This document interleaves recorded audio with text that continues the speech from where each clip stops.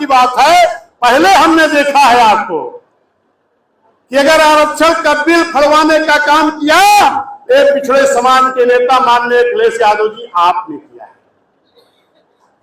अगर प्रमोशन के आरक्षण का बिल फड़वाने का काम किया तो समाजवादियों ने किया है, और अगर ठेकेदारी में दिया हुआ आरक्षण शेड्यूल कास्ट का किसी ने खत्म करने का काम किया है तो ये भी समाजवादी पार्टी के लोगों ने किया है। कुल मिला के कई बार कि यह देश में अगर सब समाज के भला हो सकता है, एक पार्टी एक नेता बहुजन समाज पार्टी मानिया पहन ली। और दूसर बात कि जो चुनाव हो जाता है ये चाहे जितना नाटक करें चुनाव तो इनका करावे पड़े। और जहिया चुनाव हुए वो दिन ये मोहन भैया चाहे जौने जाति समाज के सभी हुआ, अगर पूरा पिछड़ा पूरा अल्पसंख्यक मुस्लिम समाज और पूरा शिवकाश समाज न्याय पसंद ब्राह्मण क्षत्रिय वैश्य अगर एक हो गए कि वो दूसरे की जमानत न बचे।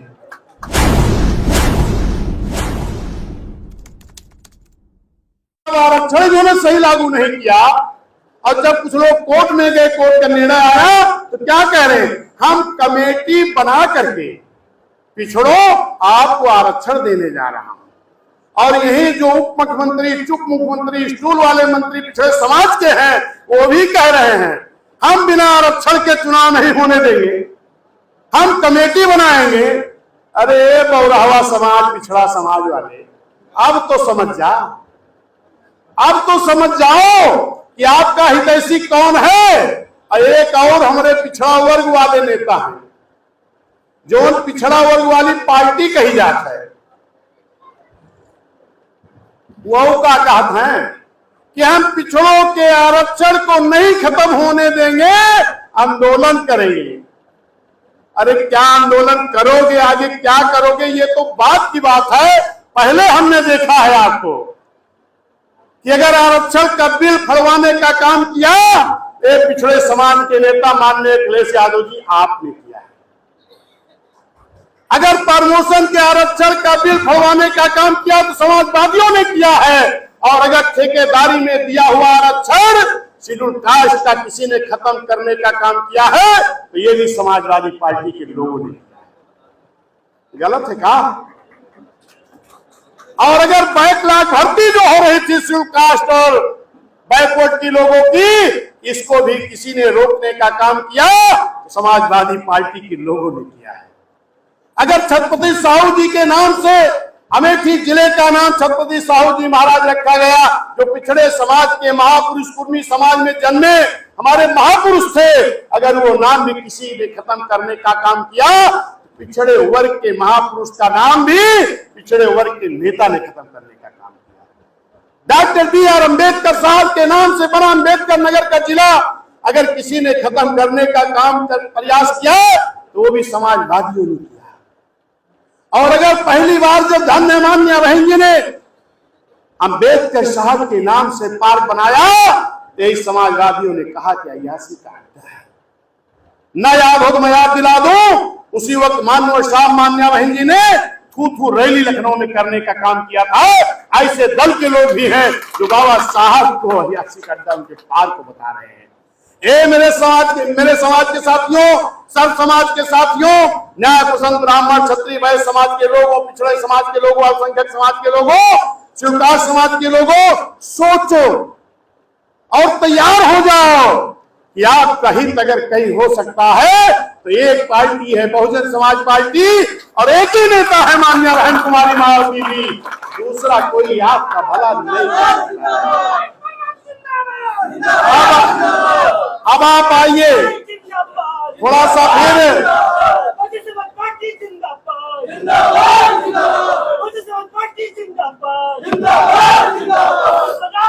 भैया कैसे आपको आरक्षण मिला ये मैंने बताने का काम किया। बहुजन समाज पार्टी बनाने की जरूरत क्यों पड़ी, मैं अभी उसी पे चल रहा हूं, क्योंकि सम्मानित साथियों वोट का अधिकार तो बाबा साहब सबको दे करके चले गए और वोट पढ़ना कब शुरू हुआ 1952 में। वोट कब पढ़ना शुरू हुआ 1952 में, और बहुजन समाज पार्टी गठन कब हुआ 1984। 52 से 84 तक कितने साल बीत गए जरा बताइए? लगभग 32 साल।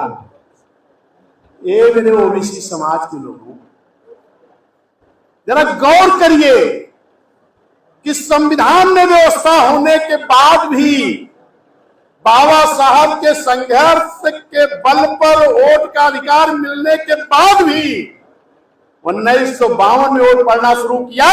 लेकिन इस देश में जितने भी राजनीतिक दल के लोग रहे हैं, इन लोगों ने 84 में बसपा बनी, यानी 32 सालों तक आपका खून चूसते रहे, वोट लेते रहे, लेकिन आपको पार्लियामेंट विधानसभा लड़ने का मौका नहीं दिया।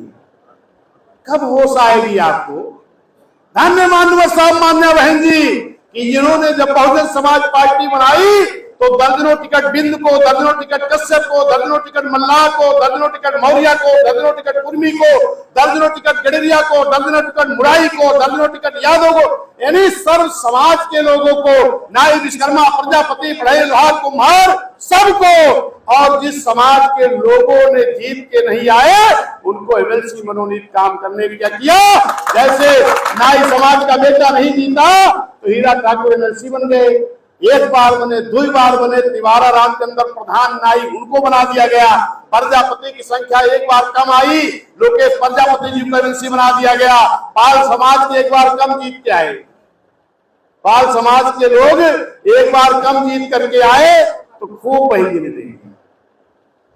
हम गए थे झांसी में, चलिए अभी उधर बाद चलते, पहले ये बता दें मेरे सम्मानित साथियों, अगर बहुजन समाज पार्टी नहीं बनी होती तो किसी भी मौर्य का नाम, स्वयं प्रसाद मौर्य, बाबू सिंह कुशवाहा, आर.एस. कुशवाहा, अनिल मौर्य, जितने भी थे, किसी का नाम 84 के पहले आप नहीं सुने।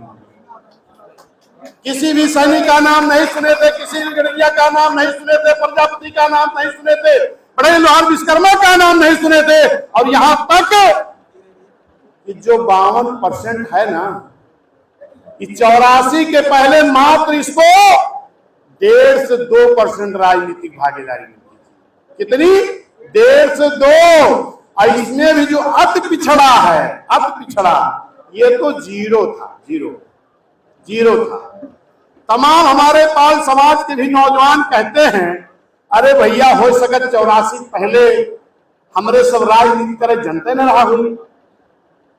ध्यान दीजिएगा, तो मैं आपको बता दूं कि बंशीधर धनगर जी इटावा से 52 में ही विधायक हो गए निर्दल, और 57 में सांसद हो गए निर्दल। यानी गडेरिया पाल समाज राजनीति में शुरू से ही बहुत तगड़ा था, बहुत अच्छा था, बहुत आगे था। लेकिन जब दल बन गया, जब दलों की व्यवस्था लागू हो गई, तब ये पूरे पिछड़े समाज को, पूरे बैकवर्ड समाज को पिछाड़ दिया गया, पीछे कर दिया गया।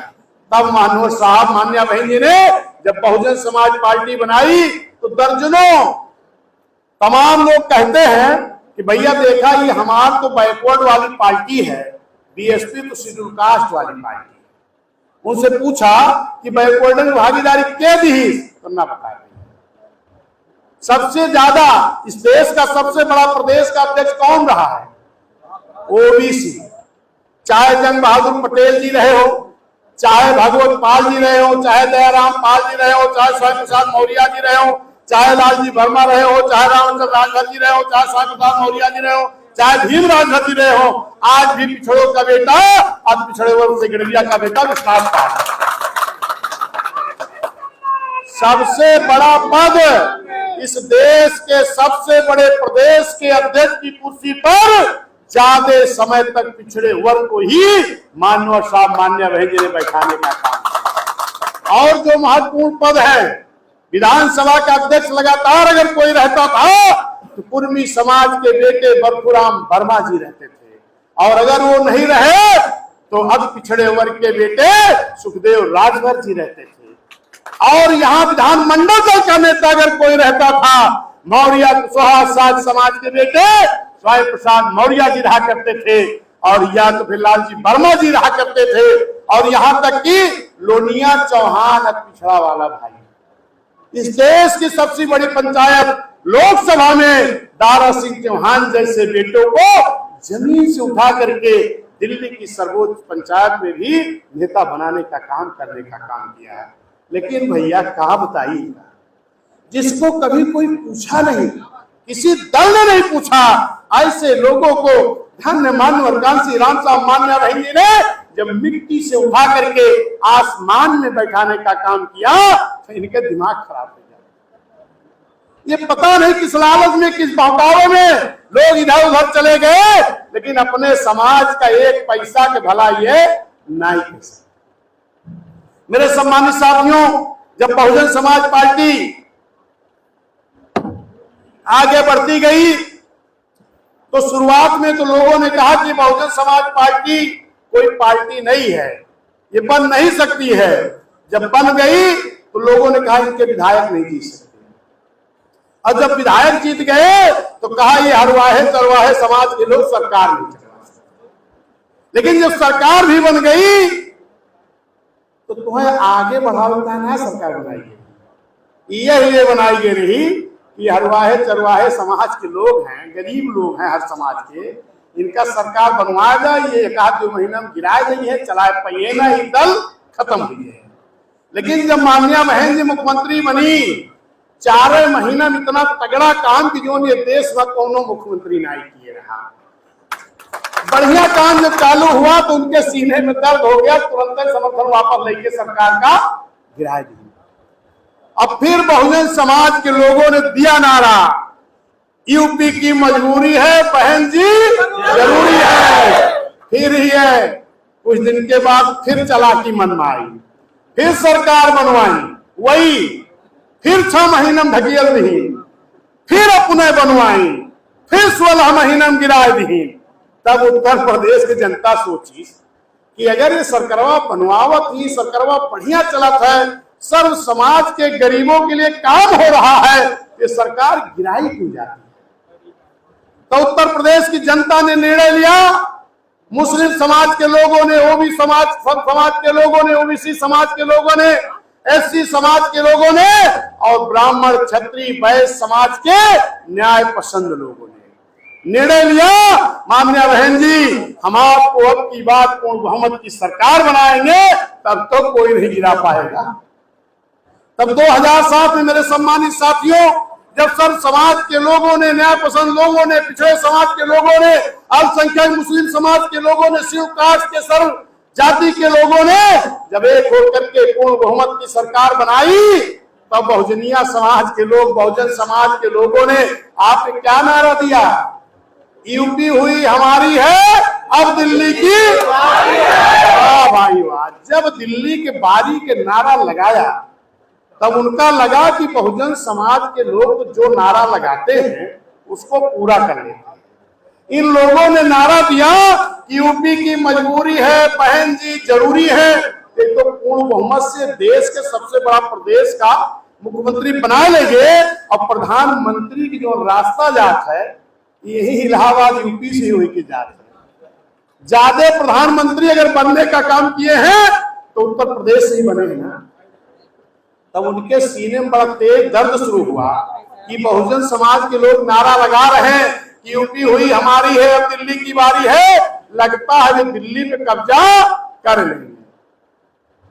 और जब दिल्ली पे कब्जा हो जाएगा, बाबा साहब ने कहा था एक हाथ में संविधान और एक हाथ में इशारा कि सत्ता के उस मंदिर पे कब्जा कर लो।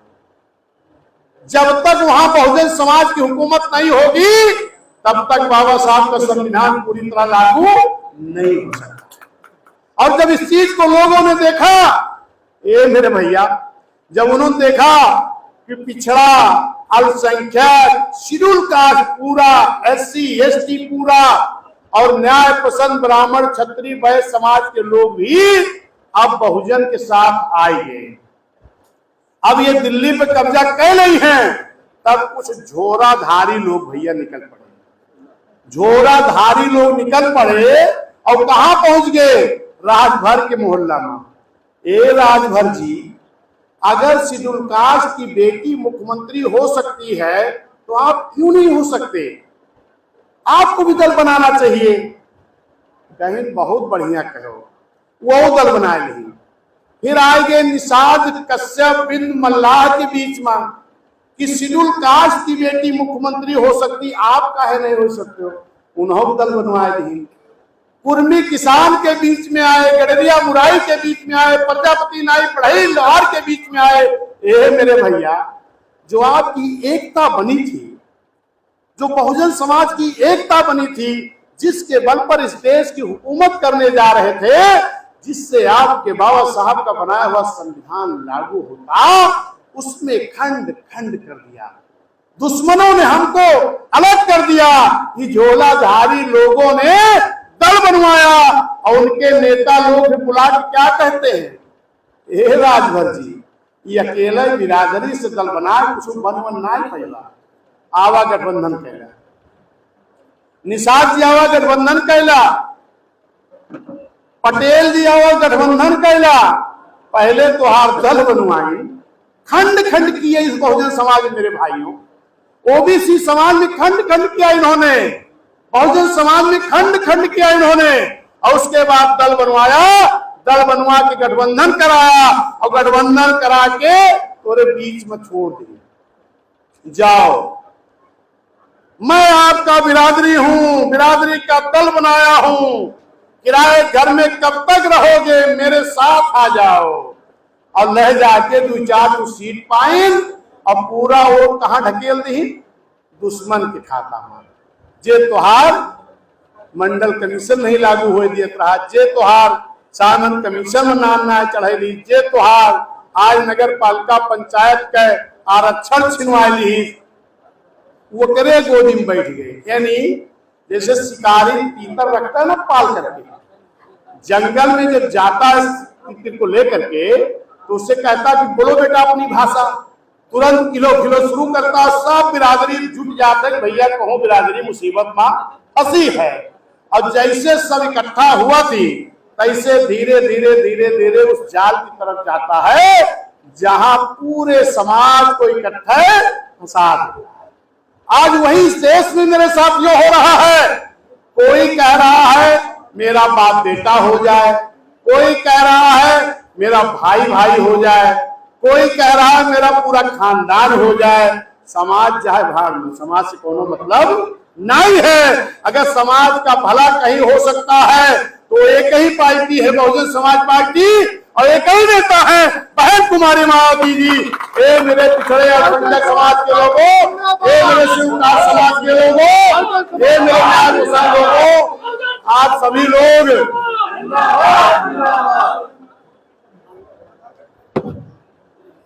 सभी लोग मेरे भाइयों एक हो जाओ, एक हो जाओ, तभी हक अधिकार मिलने वाला है।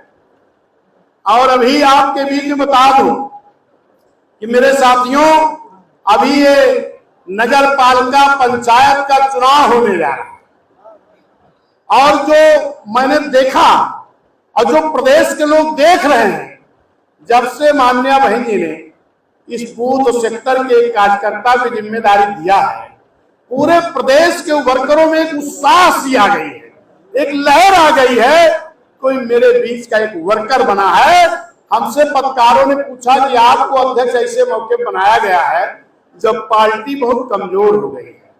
हमने कहा अरे क्या बात कर रहे हो भाई, एक वर्कर को महीने ने बनाया है, और एक वर्कर के साथ आज पूरे उत्तर प्रदेश का वर्कर अपने आप को प्रदेश अध्यक्ष समझता है और संघर्ष जारी कर दिया है। जब सारा वर्कर सर समाज के लोग संघर्ष कर रहे हैं तो कमजोरी कहां रहेगी भाई? हम तो कमजोर पहले भी नहीं थे, कमजोर नहीं है। ये मेरे साथियों, आपके बीच में नगर पंचायत, नगर पालिका, वार्ड चेयरमैन, पार्षद, सभासद का चुनाव होने जा रहा है। जो आज ये हुजूम दिखाई पड़ रहा है, जन सैलाब दिखाई पड़ रहा है, मैं आज सभी लोगों से निवेदन करूंगा कि अगर मेरे भैया सभी समाज के न्याय पसंद लोग, पिछड़ा, मुस्लिम, अल्पसंख्यक, शेड्यूल कास्ट, सभी जातियां अगर इकट्ठा हो जाओ कि हम इसी चुनाव में बदला ले लेंगे। जो ना आरक्षण तो हमरे चोट मारे हो बैकडोर से, पिछड़े रास्ता से, भाई ये जरूरत क्यों पड़ती कोर्ट को? इसमें तो इस तरह सभी लोग एकता दिखाओ कि भारतीय जनता पार्टी के लोगों की मेयर, नगर पालिका, पंचायत, वार्ड सभासद, पार्षद में जमानत नहीं बचनी चाहिए। जमानत कभी लगेगा कि अब ये ओबीसी समाज ललुआ समाज नहीं है, समझदार हो गया है। अगर फिर गलती किया तो ये इनका ट्रायल हो रहा है, टेस्ट हो रहा है। क्या टेस्ट हो रहा है? अक्सर सुनते हो ना, इनके तमाम जोलाधारी बोलते रहते हैं कि संविधान की समीक्षा होनी चाहिए। इनका ट्रायल चल रहा है। अगर आज चुपचाप बैठ गए, इनको एहसास नहीं कराए, तो ये आज बैकवर्ड का आरक्षण खत्म करेंगे, फिर एससी का खत्म करेंगे, फिर एसटी का खत्म करेंगे, फिर संविधान की समीक्षा करेंगे। फिर भैया जितनी मेहनत से बाबा साहब यहाँ तक हम लोग लाए हैं, माननीय कांशीराम साहब मान्या जी लाए हैं, फिर हमें को दूसरा कोई यहाँ तक लाने वाला नहीं मिलेगा। अब से समझ जाओ। कुछ लोग भैया यही बड़े बुद्धिमान लोग हैं, वो क्या कहते हैं कि बहुजन समाज पार्टी तो मिशन से भटक गई है। बहन जी मिशन से भटक गई है। कौन लोग बोल रहे हैं? बहुत पढ़े लिखे लोग बोल रहे हैं। गांव का व्यक्ति नहीं बोल रहा, बहुत विद्वान लोग बोल रहे हैं, नौजवान लोग हमारे भ्रमित हो रहे हैं। अब आप बताइए कि अगर हमारे सैफर्ड धामू पाल जी एक समाज के संगठन चला रहे हैं तो किसकी बात करेंगे? समाज की। अगर यादव महासभा बनी है, निषाद महासभा बनी है, बिंद महासभा बनी है, कुर्मी महासभा बनी है, तो किसकी बात करेगी? जिस समाज का सामाजिक संगठन बना है उसी की तो बात करेंगे। जरा समझिएगा, थोड़ा समझने वाली बात है।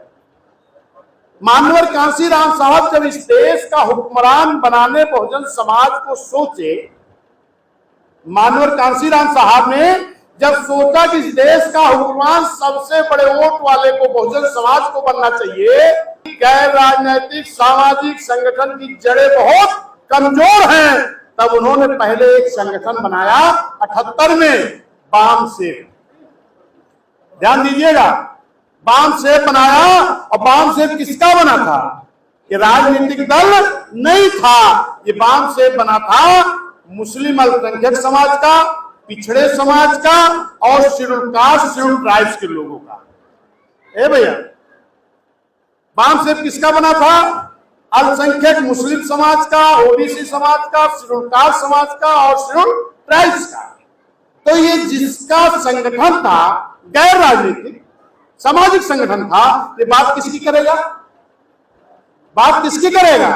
इसी की। माननीय कांशीराम साहब, धन्यवाद बहन जी, इन्होंने 78, 79, 80 3 साल गैर राजनीतिक संगठन बाम सेव का बना करके एक सामाजिक संगठन बना करके, दल नहीं सामाजिक संगठन बना करके, जिनका संगठन था उनकी बात माननीय साहब बहन जी ने करने का काम किया।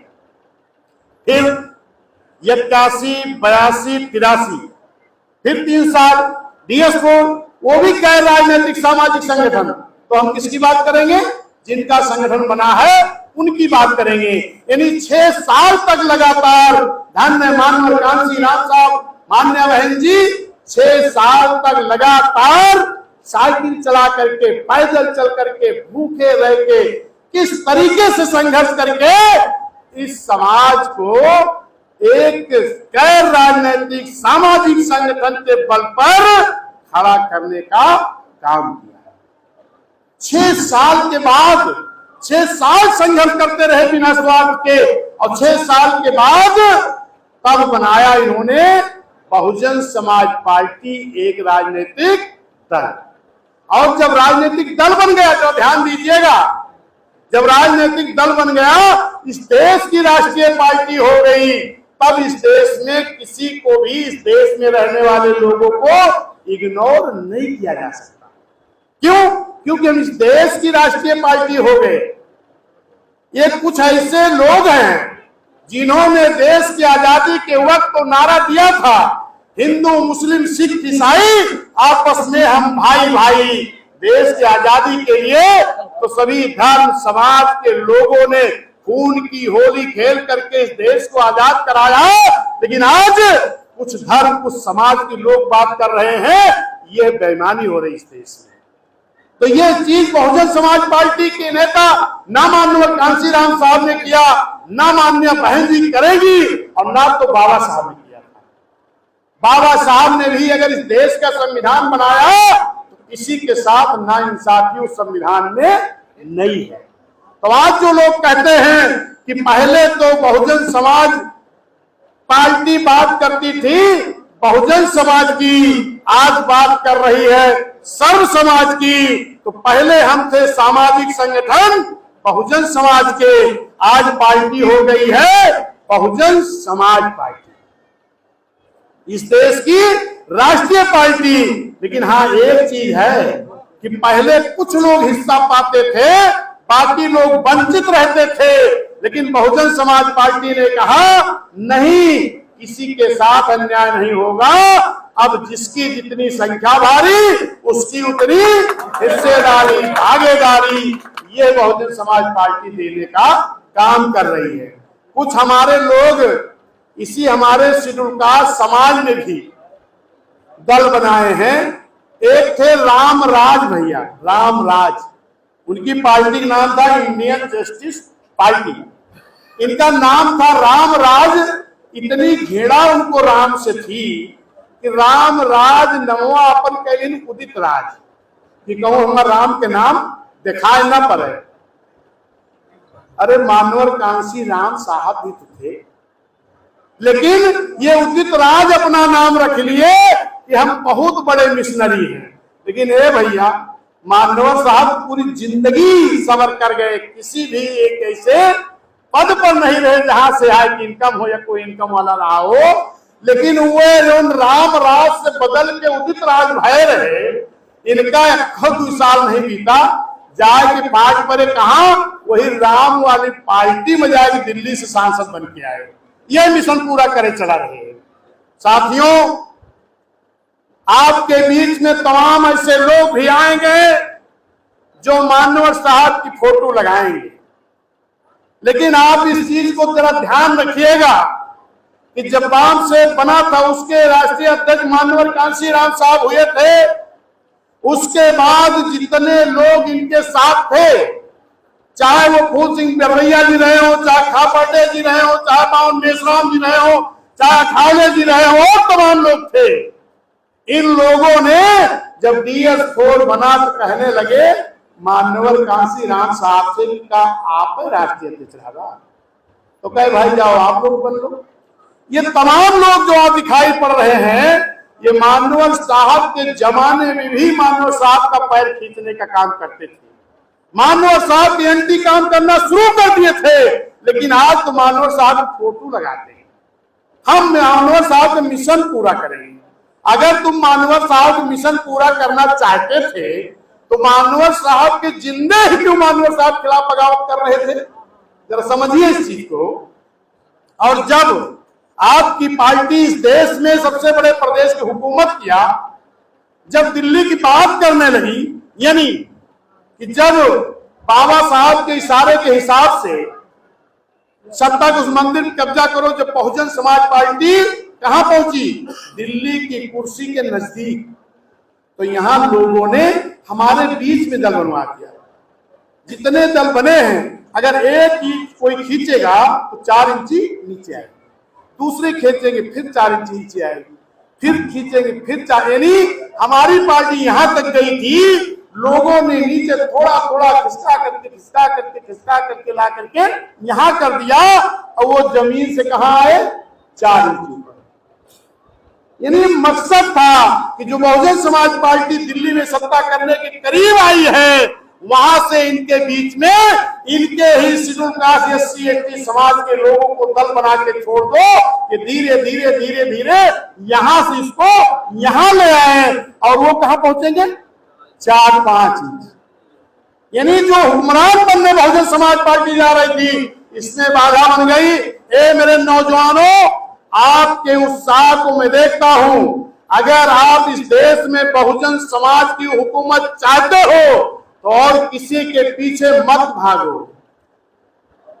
किसी के पीछे मत भागो, वरना आप जो सत्ता के करीब थे वहां से खिसका कर लोग आपको नीचे ला रहे हैं, और नीचे जिसको लेके दौड़ रहे हो ये किसी ना किसी के गोद में जा करके उदित राज के तरीके, अठालो जी के तरीके, फूल सिंह बरैया जी से तरीके तमाम लोग जाकर के दूसरे के गोदों में बैठे हैं, और ये भी किसी ना किसी के गोद में बैठ जाएंगे, और आपका जो सत्ता इस देश की हासिल करने की चाहत है, जो बाबा साहब की मंशा थी, जो मानव साहब की मंशा थी, इसको ये लोग पूरा होने नहीं देंगे। मेरे भाइयों, इससे गंभीर हो जाओ।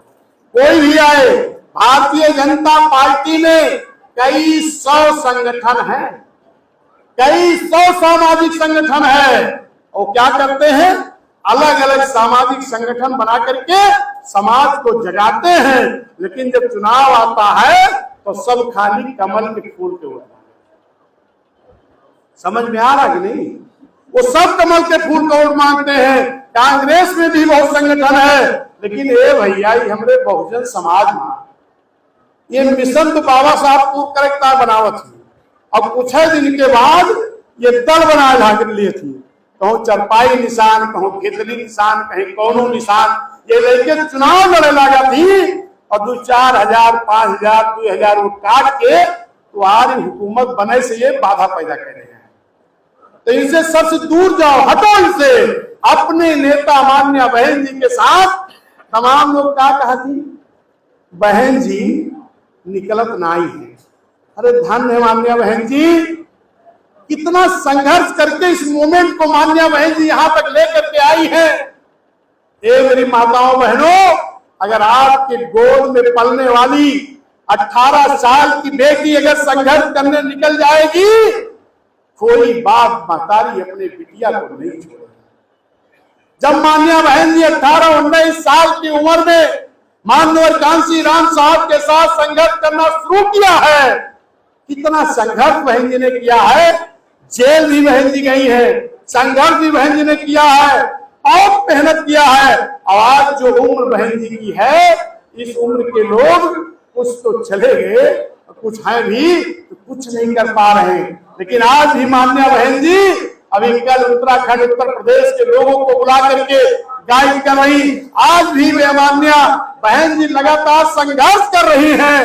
अभी लोकसभा चुनाव में कोरोना चल रहा था ना, कोरोना में रैली की इजाजत नहीं थी, और मान्या बहन जी ने मंडल वाइज कि चलो जितनी इजाजत होगी उतनी रैली करेंगे। आगरा में पहली रैली अगर किसी ने किया तो मान्या बहन जी ने करने का काम किया था, और हर मंडल वाइज रैली तय हो गई। अब बहन जी राष्ट्रीय अध्यक्ष है, बहन जी ने तमाम बड़े बड़े गुंडी गुंडा को ठीक किया है, तो बहन जी इस उम्र में रोड शो तो करेंगी नहीं, लेकिन बहन जी ने लगातार मंडल वाइज रैली किया, बहन जी लगातार संघर्ष कर रही हैं। हम लोगों को बहन जी के हौसले को कहीं गिरने नहीं देना चाहिए। हम नौजवानों का दायित्व और जिम्मेदारी है कि हमारी नेता मान्या बहन जी आज भी बहुत संघर्ष कर रही हैं।